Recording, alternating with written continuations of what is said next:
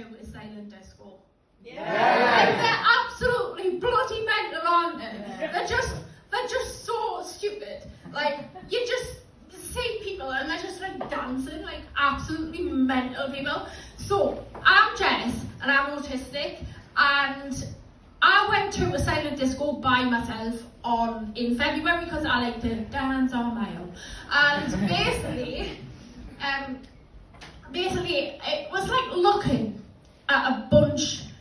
It was like looking at me doing all of this but a bunch of neurotypicals, and I was thinking, is that what I do? Is that what I do? Like, having a concert in my own head. It was mad, honestly. So, this silent disco was at the cathedral, at the cathedral, and it's such a bizarre place to have a silent disco, because you have the vampire rabbit hanging, looking over you, and you must be thinking, what the hell why the hell am I looking at a bunch of weirdos dancing?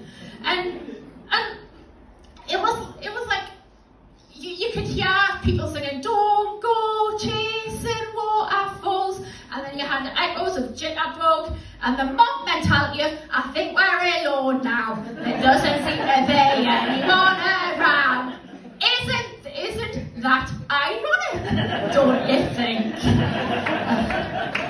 Now, Mr. Brightside did come on, and everybody went apeshit because it's a national anthem and they came out of their cage. I mean, to be fair, when they're dancing, it looks like me stimming. And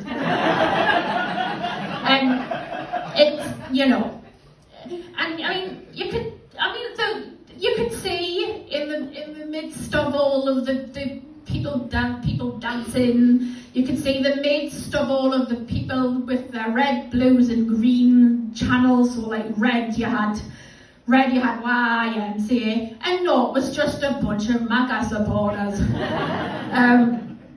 And in another corner you had the Democrats and stuff like that, and people were having like parties and having S-Club parties and dancing to the funky beat. It really makes you realise humans are the same with music. They're all having dance parties in their heads and dance parties in their kitchens, and it's fine because we'll just keep on moving on anyway. But none of them will stop right now. Thank you very much. I need somebody with a human touch. Now, people were like living on a prayer, and there was a bit of Mambo number 5, and there was a battle between them, and of course Bon Jovi was winning because you gotta hold on to what we've got. I mean, I love to people watch, right? So this was ideal for me, and one of the things during this whole process of trying to do comedy and poetry was I had to try and separate myself from. I was getting in my own head a bit, saying like, oh, I need to separate poetry and comedy, and it turns out I've bloody write poetry, I write comedy anyway with a silent disco.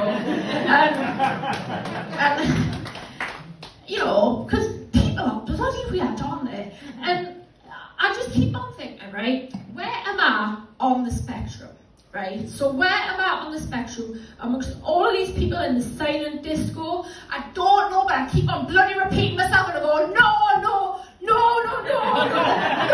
there's no lyric.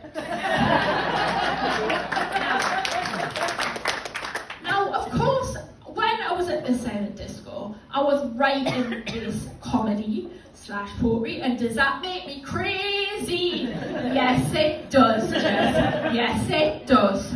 And, there was more songs, really shite songs like Always on My Mind. You Are Always on My Mind by the Pet Shop Boys. And nobody was listening to that. Nobody. And of course, there were people doing the locomotion, locomotion and stuff. And there was a conga line. And of course, I had to join it. It would be illegal not to. And obviously heaven is a place on earth, isn't it? Or is it in a cathedral with a bunch of bloody weirdos having a bloody dance party? Who knows? I mean, would Jesus approve? Would Jesus approve? Of course he would, especially with the vampire of it. What if God was one of us? What if God was one of us, a stranger on the bus?